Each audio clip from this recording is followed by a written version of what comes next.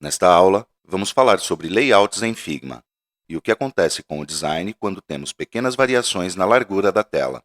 Desde o início do curso, sabemos que estamos desenhando uma aplicação Customer Facing que será desenvolvida em Angular para tamanho desktop. O que não sabemos, e não poderíamos saber, é qual medida exata vai ter cada uma das telas desktop que exibirá minha aplicação no futuro, como neste caso, onde vemos 3 telas que possivelmente tenham pequenas variações de tamanho entre uma e outra. Para resolver isso, eu, como designer, devo prever o comportamento de cada um dos elementos da tela e decidir o que quero que aconteça com cada um, em cada caso. Vamos ver de forma isolada, diretamente em Figma. Aqui vemos a tela de Attractions de minha aplicação. Uma delas está no estado Default, e a outra conta com os ajustes que mencionei.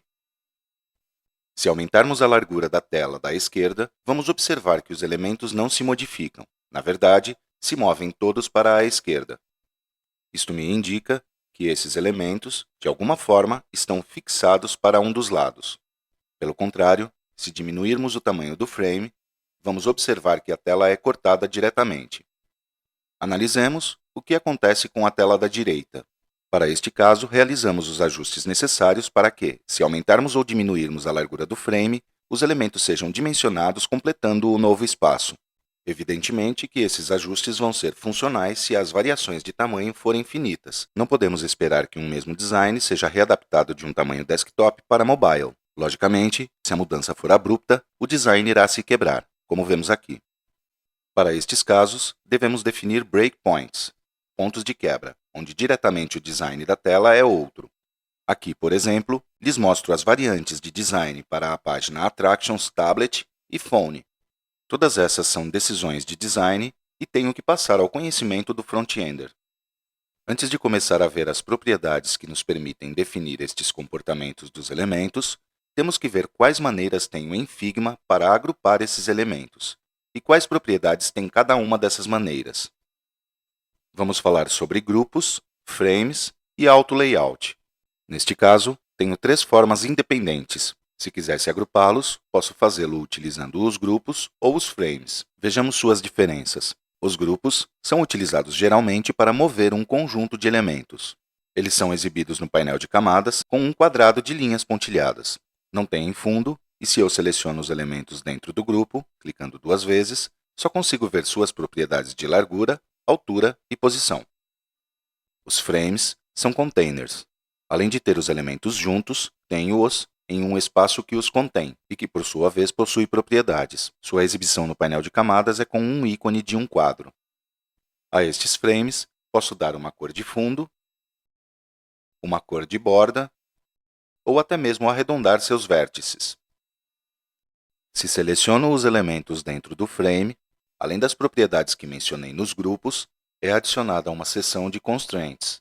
Por padrão, todos os elementos estão fixados à esquerda, assim como aconteceu na tela Attractions, sem ajustes. As Constraints são algumas das propriedades que nos servirão para definir o comportamento dos elementos. Por exemplo, se modificarmos a largura deste frame, todos os elementos se mantêm à esquerda. Porém, se fixarmos, por exemplo, a elipse à direita, vemos que se mantém sobre esse lado ao modificarmos o tamanho do frame. Outra propriedade que posso definir tanto para os grupos quanto para os frames é o auto-layout. Isso nos permitirá organizar esse conjunto de elementos, definindo em que orientação quero que sejam direcionados, qual é a distância entre eles, como quero que sejam ordenados entre eles e se terão padding nas suas laterais ou superior e inferior. Além disso, quando utilizamos um container com auto-layout e dentro tenho um ou vários elementos, posso definir como se comporta o container em relação ao seu conteúdo e seu conteúdo em relação ao container. Dentro das propriedades do container, temos as de Fixed, que quer dizer fixo, ou Hug, que quer dizer que se adapte ao seu conteúdo. Para o caso do conteúdo, encontramos as mesmas duas opções, Fixed e Hug, mais a opção de Fill Container. Neste exemplo que estamos vendo, o campo de texto se estica para chegar à borda do container, não apresentando maiores problemas. Mas se tomássemos como referência o caso anterior e a cada uma das figuras que estão dentro do auto-layout lhes colocássemos Fill Container, ao esticar esse container, as deformaríamos completamente.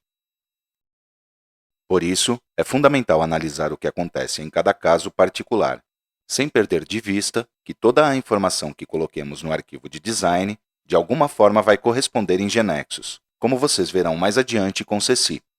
Como resumo desta aula, poderíamos dizer que para definir como vai se comportar cada um dos elementos das telas, diante de variações mínimas em sua largura, vou trabalhar preferencialmente com frames com auto layout, as propriedades de constraints e as propriedades fixed, hug e fill.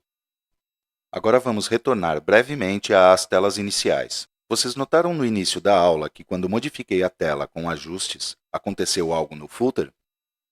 Olhemos mais de perto. Percebem? Vamos modificá-lo. Eu acredito que se o conjunto de ícones de redes sociais colocarmos com o comportamento fill e dentro do auto layout o fixarmos à direita e o container footer deixarmos fixed e fixado à esquerda, esse comportamento será resolvido.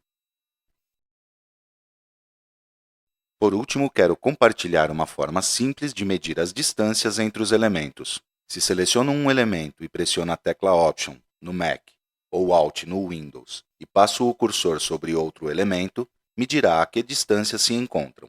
No próximo vídeo, vocês trabalharão junto com Ceci sobre como interpretar este arquivo de design e implementá-lo em Genexus para que a aplicação tenha a aparência e se comporte da forma que acabamos de definir.